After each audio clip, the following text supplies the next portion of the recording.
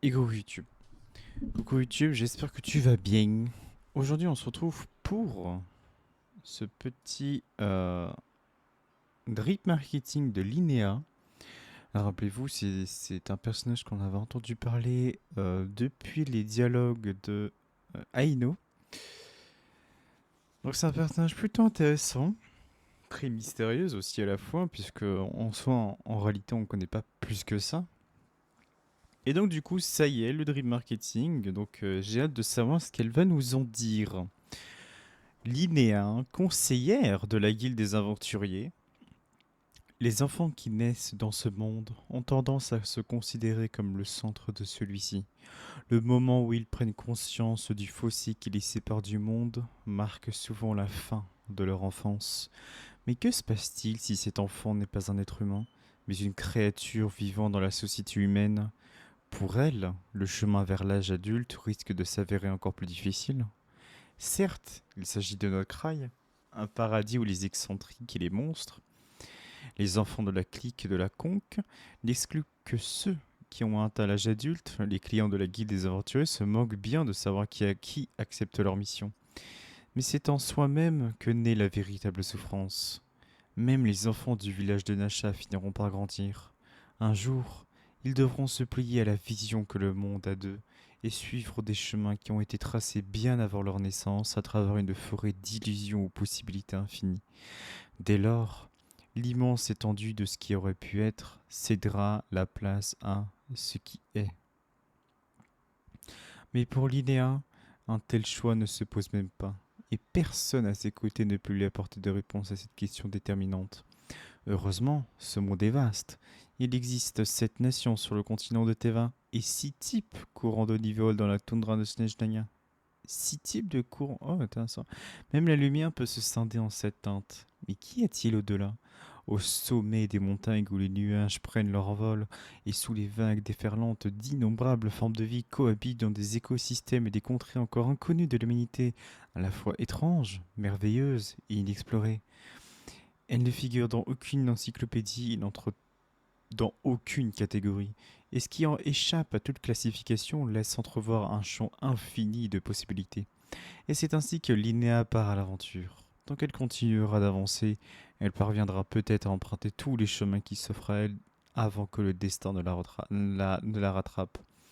Telle est l'approche de Linnea pour interagir et communiquer avec le monde. Ah oui, d'accord.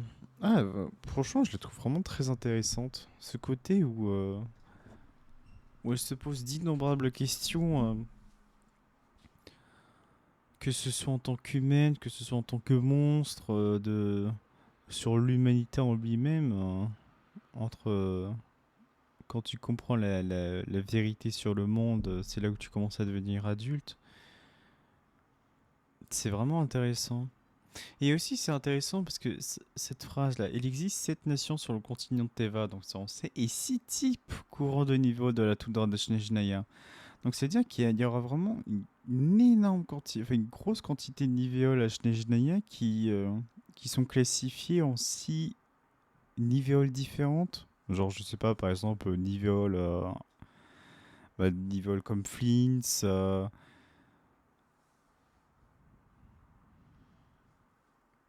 Et qu'est-ce que ça veut dire 6 types courants de niveaux?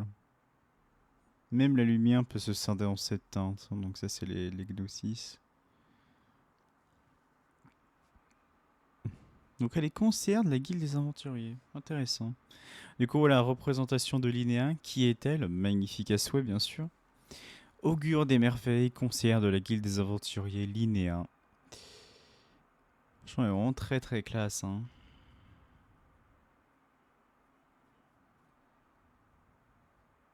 Ces petits symboles là, ici un peu comme Skirk.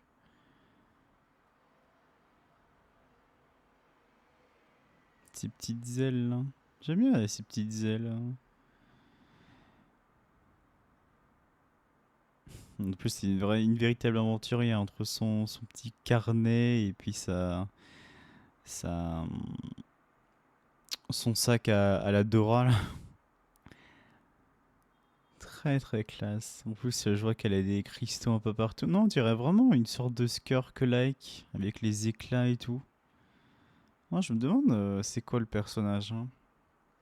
Parce qu'en plus, comme c'est la guilde des aventuriers, enfin, c'est la conseillère de la guilde des aventuriers, ça veut dire qu'elle a une relation sur beaucoup de monde, je présume.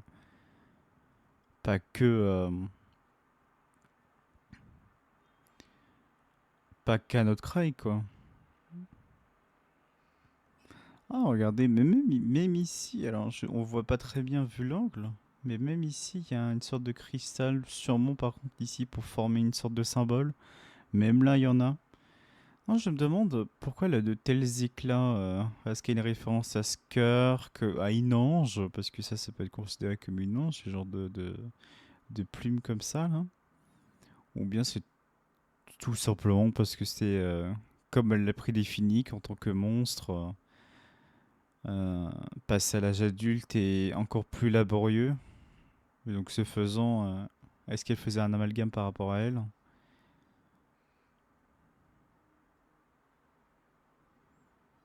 Très mignon, ça, ce petit truc-là. Ok. Oula, c'est grand. Attendez. Ah ouais, c'est bien. Je pensais que le mauvais tour des changelins était depuis longtemps tombé dans la légende avec la fin du règne des fées. Jusqu'au jour où, après une représentation, j'ai rencontré cette aventure débordant d'énergie. Elle m'a fait entendre d'innombrables voix venues des quatre coins du monde, toutes plus merveilleuses les unes que les autres. Contrairement à ces vieux grinchots de la toundra, c'est quelqu'un d'absolument passionnant. Vodianista, première soprano de la troupe Korolevski. Nom Linéa, titre Augure des merveilles. Conseillère de la guilde des aventuriers. Disque lunaire Géo, constellation Alcyone. Augure des merveilles. D'ailleurs, j'ai pas fait. Alors oui, rappelez-vous, la troupe de Korolevski, c'est ce qu'elle nous avait expliqué, Kolumina, en mode, la première des choses qu'on pourrait faire à Snezhnaya, c'était d'aller dans cette troupe Korolevski, parce que c'est là où se passe le côté théâtral, musical, etc., qui c'était même gratuit pour les exécuteurs des fatouis. Donc Vodianista, c'est sûrement quelqu'un qu'on va côtoyer sans se prendre un couteau sous la gorge. Et peut-être un personnage principal, donc il faudra s'en rappeler. Mais du coup, ouais, c'est intéressant que voilà, on nous en parle, hein, elle est partie à Snezhnaya et que par conséquent, on lui a expliqué les voies des quatre coins du monde. Donc c'est une exploratrice hors pair, une aventurière hors du commun. Mais par contre, l'augure des merveilles, ça m'interpelle un petit peu. Parce que quand on parle pardon, d'une merveille, on parle souvent de quelque chose qui est très symbolique, voire spirituel ou divin même. Du coup, je me demande parce que, mine de rien, son, euh, son design, notamment ses petites ailes, notamment ce petit cartable avec une possession dedans, notamment cette prise à la Skirk avec ses petits éclats comme ça fait, ça fait pas très personnage ordinaire, ça fait personnage plus important que d'autres. Du coup, je me demande s'il n'y a pas possibilité à ce qu'elle ait vu une sorte de temple divin ou quelque chose comme ça.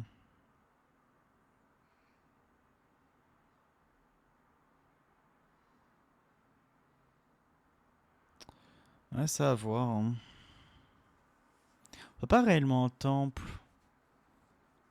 Bref, quelque chose qui est symbolique avec le côté merveille. Parce que ça m'étonnait qu'ils aient fait ça sans penser. Peut-être c'est juste une religieuse, hein, et que tout simplement c'est quelqu'un de pieux qui prie une quelconque divinité. Hmm. Je me demande c'est quoi ce petit bonhomme là aussi. Ouais, franchement, elle est très très cool, hein.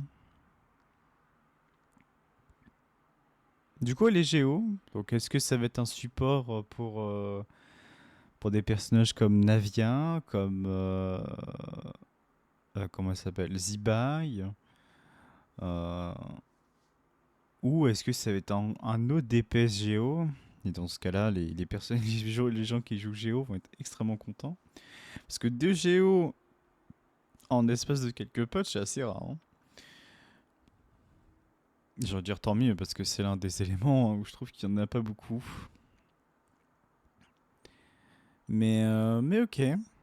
Intéressant de voir la suite. En tout cas, ça promet du très très bon. Notamment des petites anecdotes avec sur son périple du coup avec Shijnayan, Atlan et bien d'autres choses, elle est partie aux quatre coins du monde. Peut-être qu'à tout moment elle est partie à la Margivari. Mais ouais. Et je me demande quel âge elle a aussi. Parce que je pense que bien sûr s'il n'est pas une humaine ordinaire. Une humaine, pardon. C'est à voir. Parce qu'avec ces petites oreilles hautes, ça fait très elfe. Donc peut-être qu'elle a plus de 2000 ans, comme d'habitude. Mais très très très mignon en tout cas. J'espère que ça vous a plu YouTube. N'hésitez pas à dire en commentaire ce que vous en avez pensé de Linéa du coup. Très très sympa. Bien sûr, je ne vais pas la poule malheureusement, mais de toute façon, même si je ne poule pas un héros, maintenant vous avez quand même l'histoire qui est lue dans sa globalité. C'est ce que j'essaie de faire au mieux, c'est ce qui je trouve est intéressant. Et des bisous.